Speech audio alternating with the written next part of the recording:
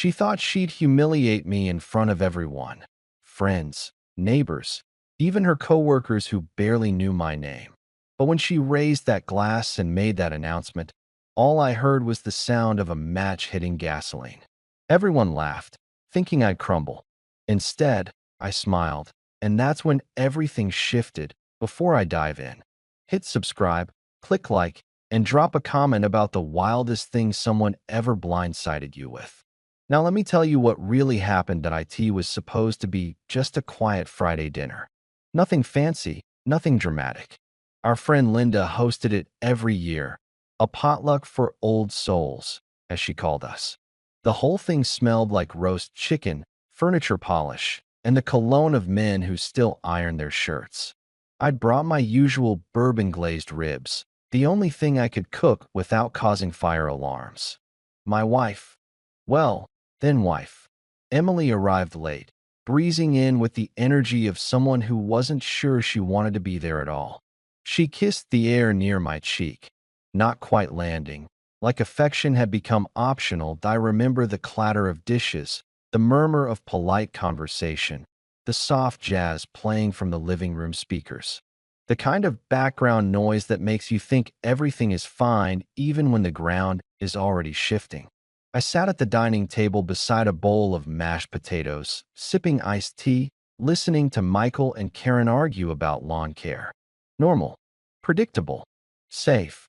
Then Emily tapped her spoon against her wine glass. She didn't need to speak. Everyone froze instantly. Emily loved an audience. She always had. She smiled wide, her lipstick perfect, her confidence glowing like stage lights. "I want to make a little announcement," she said, glancing around the room. "A relationship update, I guess." People chuckled. Someone whistled. Michael elbowed me like we were in on the joke together. I wasn't. She rested her hand on my shoulder, nails tapping lightly like a warning. "I've decided," she said, "that I need a trial break." A pause. Just some breathing room. Nothing dramatic. Just time to think. The room went still. One woman gasped. Someone at the far end whispered, "Oh my God." Emily wasn't done. "I want to take a month, just 30 days, to be on my own, to get clarity. And I hope," she squeezed my shoulder, "that Mark supports me in this." Mark. That was me. And suddenly my name felt like I was hearing it from underwater. People stared, some sympathetic, some morbidly entertained, others just embarrassed for me. I could practically feel their thoughts. "Poor guy? Didn't see it coming. She must be leaving him." One man even reached for the bottle of wine as if the moment demanded alcohol. My chest tightened, but I didn't say a word. Not yet, because here's the thing. Emily expected me to react a certain way. She expected shock, anger, begging, maybe a desperate speech about our love, our marriage, our shared life. She'd orchestrated the attention, rehearsed her tone, waited for the exact moment when all eyes were on her. She wanted control. Dominance.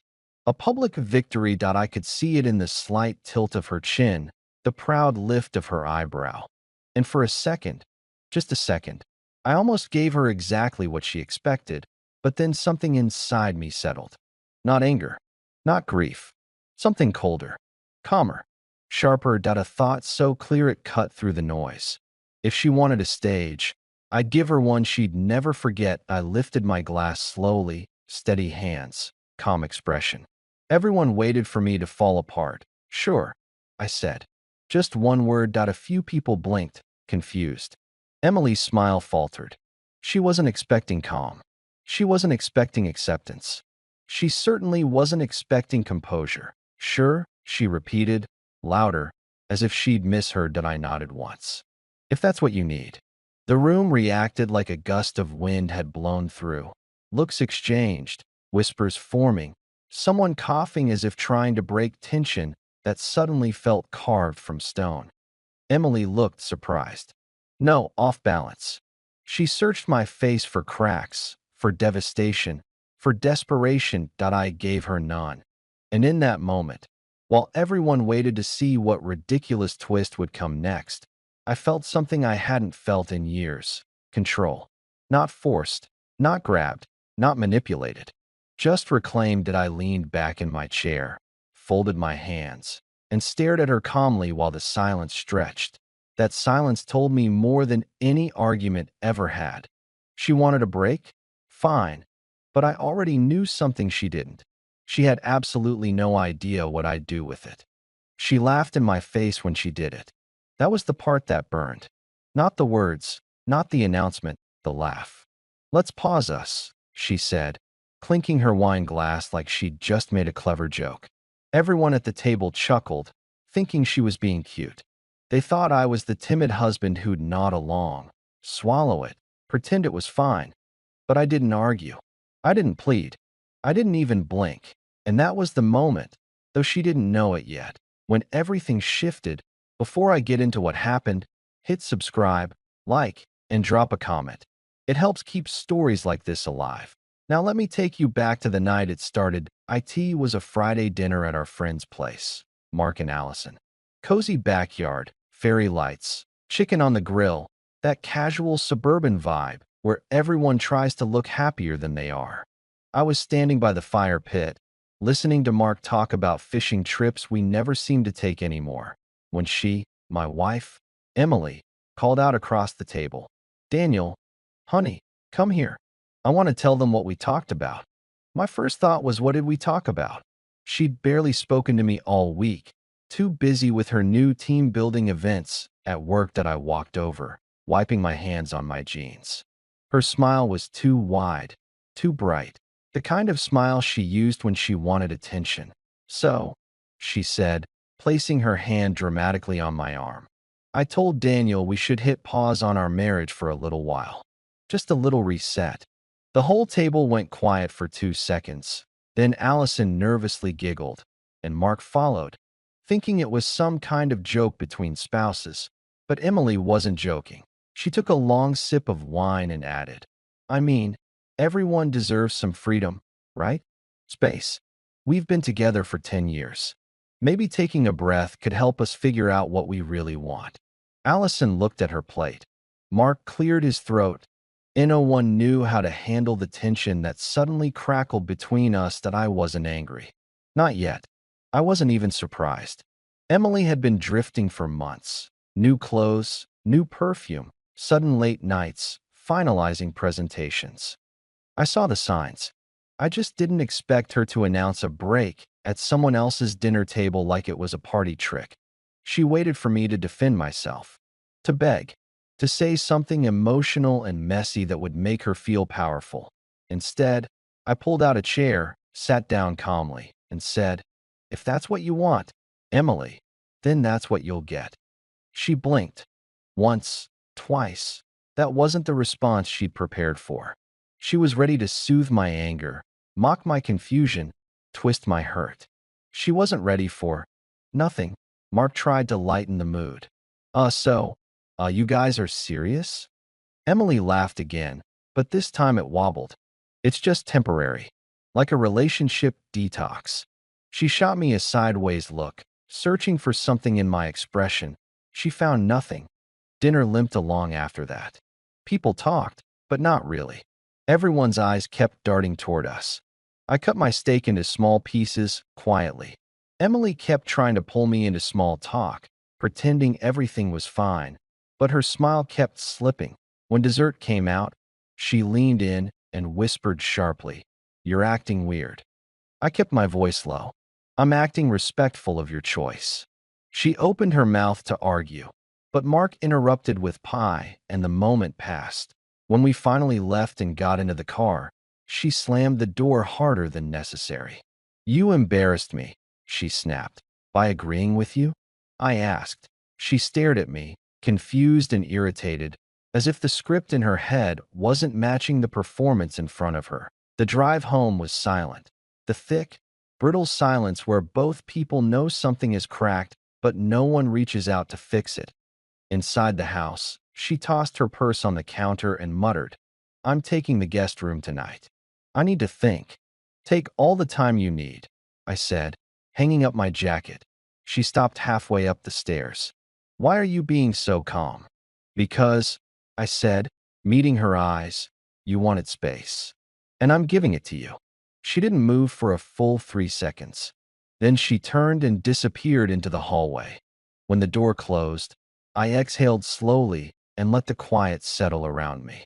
The kind of quiet I hadn't felt in years, that I wasn't hurt, that I wasn't panicked, that I wasn't pleading for her attention. No, I was observing, listening, taking mental notes. Because if Emily wanted a pause, I was going to let her have one, and I wasn't going to waste a single second of it. That night, while the house was still and she was pretending to think, I poured myself a whiskey, sat at the kitchen island, and looked around the home we'd built together. For the first time, it didn't feel like our home. It felt like mine, and the quiet truth settled over me like a blanket. Something was coming, something big, something she would never see coming. Emily came home late again, but this time she didn't announce herself. I heard the door open, then a long pause before her footsteps moved slowly through the hallway. I stayed on the couch, reading, not pretending to read, actually reading. Something I hadn't done in ages, because she always needed attention the moment she walked in. When she appeared in the doorway, she looked unsettled. Hair slightly messy, eyes tired, blazer draped over her arm like she'd been carrying it instead of wearing it for hours. "You're still up," she said. "I live here," I replied without looking up from the page. She took a few steps toward me, hesitating like she was entering the room of a stranger. "We said we were going to talk tonight." "You said that," I corrected. "And you didn't come home." Her jaw tensed. "Well, I'm here now." I closed the book carefully and set it on the coffee table. "Okay, talk." She blinked. "Just like that." I nodded. She sat across from me, not beside me, and the space between us felt bigger than it ever had. "I think we're going through a rough patch," she began, her voice gentle, rehearsed. "Work's been overwhelming, and I've been questioning things, but I don't want this to turn into something dramatic." "You made it dramatic," I said, "by announcing a marriage pause in front of our friends." "I was nervous," she said quickly. "I didn't know how to bring it up privately." "Privately is exactly how you bring up something like that." She looked away, chewing on her lip. "I just needed time. I felt stuck." "So take time," I said. "I'm not stopping you." Her eyes snapped back to mine. "Why are you being so cold?" "I'm not being cold," I said calmly. "I'm being clear." She stared at me for a long moment, like she was searching for the man she thought she controlled. But he wasn't there anymore. Eventually, she stood up abruptly. "I'm going to bed." "Guest room?" I asked. She froze, then nodded stiffly and walked away. After she left, I leaned back into the couch. I wasn't angry. I was done being angry. I was just watching things unfold, piece by piece, like a puzzle she didn't know how to solve. Over the next few days, something in her started to crack. It wasn't loud. It wasn't dramatic. It was small things. She hovered in doorways more often. She lingered near me as if waiting for an invitation that never came. She texted me during the day, "How is work? Did you eat lunch? What are you doing tonight?" I responded politely, but distantly. One-word answers. Enough to acknowledge her, but nothing beyond that. And it drove her crazy. On Wednesday night, she cornered me in the kitchen. "Are you punishing me?" "For what?" I asked, rinsing my plate. "For wanting clarity," she snapped. "For needing to figure out what I want." "Emily," I said evenly, "you asked for space. I'm respecting that." "Respecting," she repeated, her voice rising. "You're acting like you don't even care." "You wanted a pause," I said, "not therapy. You got what you asked for." She stared at me, breathing hard, like she was holding back something bigger. But she didn't say it. Not yet. The breaking point came Friday. She came home early, something she never did. I was in the garage, reorganizing my tools, when she appeared in the doorway, arms crossed. "We need to talk," she said. "Again?" I asked, not stopping what I was doing. "Daniel, this isn't funny," she said sharply. "I don't know what's going on with you, but you're scaring me." "How?" She hesitated, caught off guard. "You're distant. You're quiet. You're different." I put down the wrench and finally turned to face her. "Emily, you chose distance. You chose quiet. You chose different. Not like this, she whispered. Not with you shutting me out. I'm not shutting you out, I said calmly. I'm giving you the space you demanded. She looked at me the way someone looks at a door that won't open anymore, even though it used to. Well, she said, swallowing hard. Maybe I've had enough space. Already, I asked lightly. That was fast. Her cheeks flushed. Stop acting like this. Like what? Like you don't need me. I held her gaze. You wanted independence, I said. I'm giving it to you. She stepped closer. Do you even care about this marriage? I care about honesty, I replied. Do you? She opened her mouth, and something flickered in her eyes. Guilt. Real guilt. Not the manipulative, performative kind she'd used for years. She took a breath, steadying herself. Daniel, she said quietly, I think I messed things up. Her voice had that tremble she used when she needed sympathy. But I didn't move, didn't reach out, didn't soften. For the first time in years, I didn't shrink. Then fix it, I said simply. Tell the truth. She froze, like the words had hit a nerve. What truth? But we both knew there was something she wasn't saying. Something she didn't want to admit. That pause she wanted wasn't about clarity. It wasn't about breathing room. It wasn't about figuring out what she wanted. It was about something, or someone, else entirely. And the more I held my ground, the more the cracks started to widen. That night, something in the house felt different. Not just the tension. There was something else, something almost nervous in the way Emily moved around me. She kept appearing in rooms I was in, pretending to look for something, pretending to tidy, pretending to check her phone. All pretending. I could feel it. She was waiting for me to break the silence, to offer comfort, to ask her what was wrong. But I didn't. I cooked dinner for myself, ate alone at the counter, washed my plate, and went to the living room. She hovered in the kitchen doorway like a shadow that didn't know where to settle. Finally, she said, Can we sit down? I didn't look up from the woodworking magazine I was flipping through. We're sitting now. She stepped closer, frustration tightening every word. I need you to take this seriously. I am, I said calmly. You asked for space. I'm giving it to you. Why do you keep saying that? She snapped. Because it's the truth. She wrapped her arms around herself. I feel like you're slipping away. I'm right here, I said. You just don't like the way it feels when I'm not orbiting around you. Her face twisted, not in anger, but in something closer to fear. Real fear. Daniel, I think there's been a misunderstanding. I think there's been several, I replied. She hesitated, searching for words. Look, I didn't mean a break. I just meant I needed time to think. That's all. And now you've thought. She nodded quickly. Too quickly. Yes. And I think we should try again. You know. Reset. Start fresh.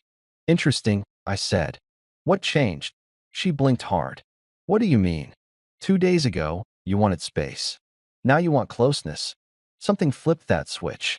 What was it? You're being paranoid, she said, though her eyes darted away. I'm being observant, I corrected. Her breathing quickened. Daniel, please don't turn this into something bigger than it is. Then tell me the truth, I said evenly. Why did you really want that pause? She froze. Her mouth opened, then closed. Whatever explanation she'd prepared, she couldn't deliver it. Not convincingly. Not now that she'd realized I wasn't falling back into old patterns. This is ridiculous, she muttered, grabbing her phone. I'm going for a walk. Take your space, I said, returning to my magazine. She stormed out, slamming the door behind her. But even the slam sounded weak. Hollow. 30 minutes later she came back, face flushed, eyes glassy. Not crying, panicked. Daniel, she said breathlessly, we need to talk now. We've been talking. No, she said, shaking her head. I mean it. We really need to talk. Okay, I said, setting down the magazine. Talk. She paced the living room like someone preparing to confess a crime. I just feel like everything's getting twisted. I wanted to pause because I was overwhelmed, not because there's someone else. I hadn't mentioned anyone else. Not once. She realized her mistake at the same second I did. Her eyes widened. Her lips parted. Then she looked down, cursing herself under her breath. Emily, I said quietly, who is he? Her shoulders slumped, as if the question pulled the last bit of resistance out of her. For a moment, she didn't speak, didn't breathe. Then she whispered, it's not what you think. Then say what it is. There's no affair, she said quickly. Too quickly.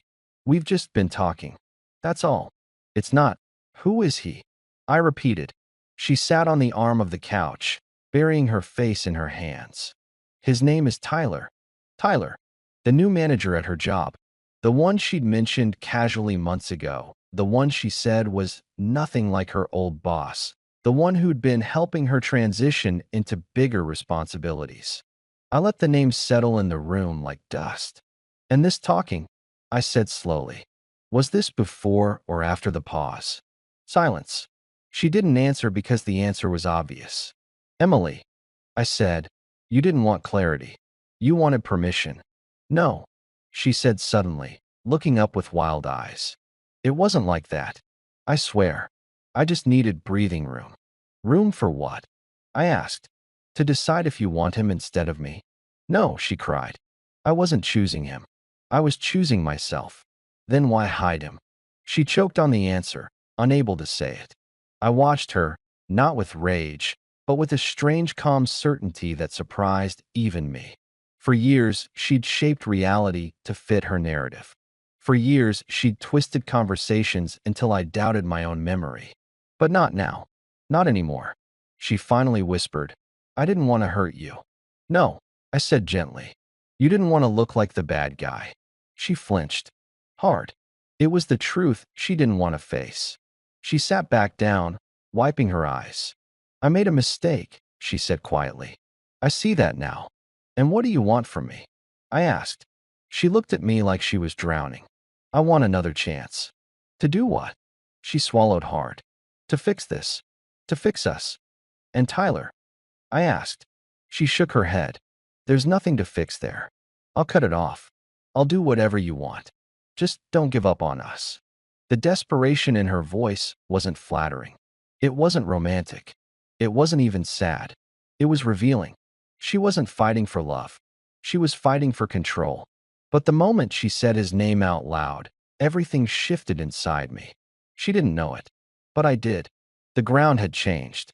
And whatever she was hoping to save, whatever fantasies she had about repairing things, she had no idea what was coming next. I didn't answer her right away. I just sat there, letting the silence stretch between us until it filled the whole room. Emily shifted, fidgeted, wiped at her face again like she could smear away the truth she'd let slip. Daniel, she whispered, please say something. What do you want me to say? I asked calmly. Say we can fix this. Say you're willing to try. Say you're not walking away. She looked desperate in a way I'd never seen before, almost like a child begging not to be left alone in the dark. For years, that look would have undone me. For years, I would have bent myself backward to reassure her. But something inside me had changed. Not suddenly, not violently, slowly, quietly, over days of space she had asked for and assumed she controlled. I stood from the chair, walked to the window, and watched the street for a moment. My reflection stared back, someone I hadn't really seen in a long time. Someone strong, someone steady, someone free. I'm not staying in a marriage that needs a pause to test its stability, I said finally. She inhaled sharply. So that's it. You're throwing everything away because I got confused. You didn't get confused, I replied. You got caught. She staggered back like the words hit her physically. Daniel, I swear, nothing happened between us. Nothing physical. But emotional, I said. Enough to ask your husband for a break, at a dinner party, to see if you liked how life felt without me. She didn't deny it. That was the first honest thing she'd done all week. Daniel, I told you I'd cut everything off. I'll block his number. I'll switch teams at work.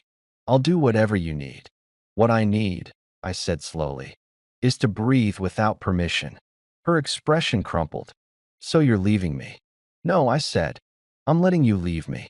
Which is what you started the moment you chose him. She shook her head fiercely. He meant nothing. I don't want him. I want us. No, I said. You want the version of me who tiptoed around your moods, who begged for attention, who apologized for wanting a life. That man is gone. Please, she whispered, her voice breaking. Don't do this. But I already had. I walked to the desk drawer, pulled out the folder I'd prepared days ago, and set it gently on the coffee table. Her eyes widened. What is that? Options, I said. Next steps. A fair plan. She looked at it like it was a live wire. You. When did you? How long have you? Since you asked for space. Her voice came out strangled. You prepared divorce papers while I was still trying to figure things out. You weren't trying to figure anything out, I said calmly. You were easing your way into a future you thought you could choose later. I just got there sooner. She sank onto the couch as if her legs gave out. I didn't think you'd actually let me go. I know, I said softly. That's the problem. For a long moment, neither of us spoke. The house was still. Too still. Finally, she whispered, if you walk away, I have nothing. Then maybe, I said gently, this is your chance to figure out who you are when you're not defining yourself by someone else. She wiped her eyes. Do you love me at all? I took a breath. Yes, I said. But love isn't enough when trust is gone. And respect disappeared long before Tyler showed up. She looked down at her hands. Hands that had once felt familiar. Hands I could no longer imagine reaching for mine. After a long, painful silence, she whispered, so what now? Now, I said, you take your things. You go to your sister's for a while. We let the paperwork move forward. We do this cleanly, kindly, without tearing each other apart. She nodded slowly, and for the first time since this began, she didn't argue. She didn't negotiate. She didn't try to twist the narrative. She just accepted it. Maybe she finally understood. Maybe she finally saw that the power she thought she held had dissolved the moment I stopped playing along. She packed her bags the next morning. No theatrics, no shouting, just a quiet, defeated silence that followed her through every room. When she stood at the door, suitcase by her side, she said softly, I really did think you'd wait for me. I know, I said, and that's how I knew I couldn't. She left without looking back. I closed the door gently behind her. The house was quiet, but not empty. For the first time in years, it felt like a place I could live in. Not endure. Not navigate carefully. Live. I walked into the kitchen, made myself coffee, and sat at the table where everything had started weeks ago. Same room. Same man. Different life. I didn't smile. I didn't celebrate. I just breathed. Fully. Freely. And it felt good. Later that afternoon, my phone buzzed. A message from Mark. Heard about everything. You okay? I typed back, I am. Really. I wasn't pretending. Not anymore. I stepped outside, felt the sunlight on my face, and realized something simple and powerful. She had asked for a pause to find herself. I had used the pause to find myself too. And once I found that man again, there was no going back. If you made it to the end of this story, hit subscribe, drop a like, and leave a comment. I'll be waiting for you in the next one.